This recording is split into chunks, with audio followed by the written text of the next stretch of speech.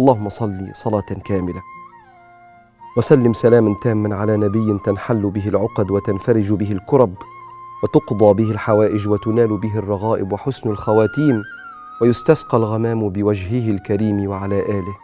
يا رب، كل سر مكشوف لديك وكل عيب لا يخفى عليك. ما أعظم شأنك وما أجمل ما نرى من واسع ملكك. يا رب، اجعل القرآن العظيم ملجأنا ودواءنا، واجعل حسن ظننا بك شفاءنا، فأنت ثقتنا ورجاؤنا. اللهم استرنا على وجه الأرض وارحمنا في بطن الأرض. اللهم صل وسلم وبارك عليك يا حبيبي يا رسول الله. يا مساء الفل عليكم. النهارده عندنا روتين قوي جدا جدا ان شاء الله هيعجبك، بس ما اقولكيش بعد ما تعبت وشقيت ومسحت وغسلت ما اقولكيش ايه اللي حصل لي. تعالوا كده نشوف الروتين بتاعنا القوي واقول لكم في اخر الفيديو ايه اللي حصل لي. اول حاجه يا بنات، سميت الله واستعنت بالله، وكان عندي غسيل على ترابيزه السفره الصيفي على الشتوي. لما باجي اغسل الغسيل دلوقتي صيفي على شتوي، طبعا الجو اللي احنا فيه الغريب دوت، الصبح حر جدا وبالليل ساقعه، فتبصي تلاقي الغسيل بتاعك مشكل، الصيفي على الشتوي على الخريفي على الربيع، يعني كله على بعضه. طبعا ما ننساش قبل ما نبدا الفيديو بتاعنا اللي احنا ندعي لاولادنا في الثانويه العامه، ربنا يجبر بخاطرهم ويجبر كده يا رب بخاطر اهاليهم ويدخل الفرحه على قلوبهم يا رب، امين يا رب العالمين. المهم يا بنات، وقفت كده طبقت الغسيل، حطيت التيشيرتات لوحديها، الصيفي لوحده، الشتوي لوحده، البوكسرات بتاعت الولاد حطيتها لوحديها، الشرابات عملتها كور كده، وقفت نقطت الغسيل زي ما انتم شايفين كده بالظبط. صليتوا بينا على النبي عليه افضل الصلاه والسلام عليك يا حبيبي يا رسول الله. جبت المنظم دوت وبحط فيه البوكسرات بتاعت الولاد، حلو قوي، بيتحط في الدولاب ما بياخدش مكان، وكمان البوكسرات ما تضيعش في وسط الهدوم بتاعتهم.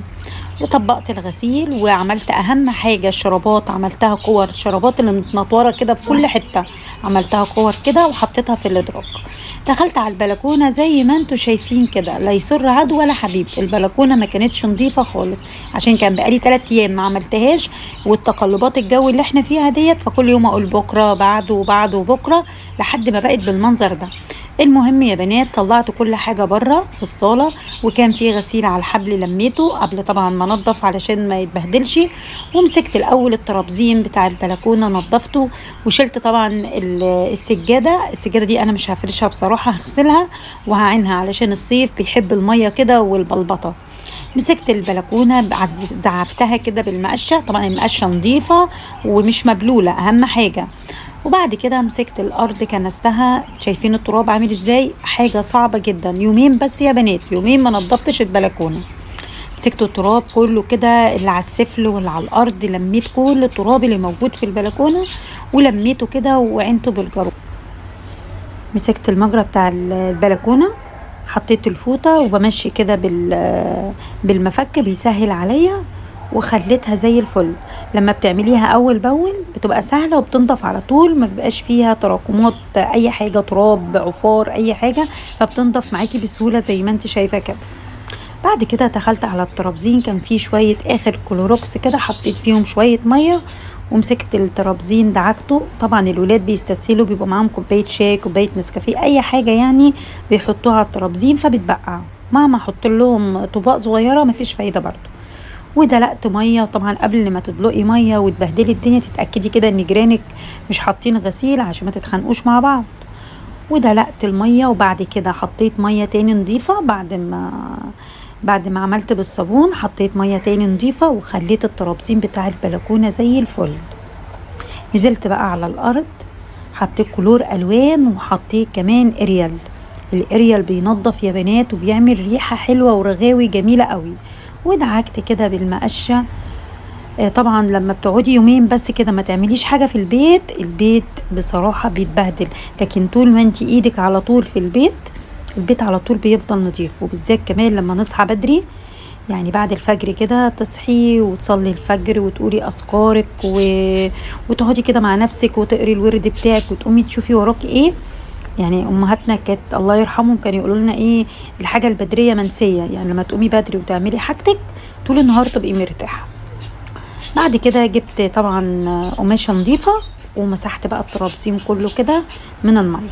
اخدت السبت غسلته، كان كله تراب برضو، والسجادة حطيتها في الحمام ودعكتها الاول، نزلت منها المية وبعد كده حطيت مية نظيفة بقى وحطيت اريال ودعكتها، بقت زي الفل زي ما انت شايفة كده. بصراحة ما كانتش نظيفة، كانت معفرة ونزلت تراب بطريقة صعبة قوي. يعني الاول بنزل منها التراب وبعد كده بحط الاريال وحطيت كلوروكس ودعكتها خلاها فله. بس بصراحة مش هفرشها تاني علشان الصيف بيحب المية وبيحب النظافة اول باول. مسكتها بقى شطفتها كده، بس بعد ما شطفتها لقيتها برضو فيها اريال، ففردت حتة حتة كده وبقيت احط مية وانزل زي ما انت شايفة كده. صليتوا بينا على النبي، نبينا وحبيبنا وشفانا محمد صلى الله عليه وسلم. بعد كده يا بنات، بعد ما نزلت كل المية اللي فيها الصابون اللي فيها، سبتها تتصفى ودخلت على البلكونة. كان في غسيل عندي في الغسالة، طلعته ونشرته طبعا بعد ما البلكونة نطفت وبقت زي الفل. نشرت الغسيل، وبعد ما نشرت الغسيل رجعت كل حاجة مكانها، والسجادة كانت اتصفت نشرتها، وشجرة النعناع بتاعتي الزرعة بتاعتي سقتها، ودخلت كل حاجة مكانها. شايفين البلكونة بقت تفتح النفس ازاي فلة.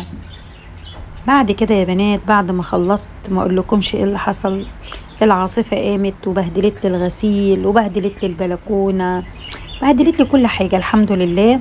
واضطريت تاني اللي انا عملته ده، لميت الغسيل حطيته تاني في الغسالة، والبلكونة مسحتها تاني المغرب بعد العاصفة القوية اللي احنا شفناها دي. كان بصراحة يوم صعب جدا. طلعت بره بقى، مسحت حوالين المطرح اللي قدام البلكونة كده، والله يا زمن كده بالخيشة. والله الخيشة دي يا بنات بتنظف كده. الروتين بتاعنا خلص. ما تنسيش لايك وشير وسبسكرايب وتفعلي الجرس عشان يوصلك كل جديد. اشوفكم في روتين جديد ان شاء الله.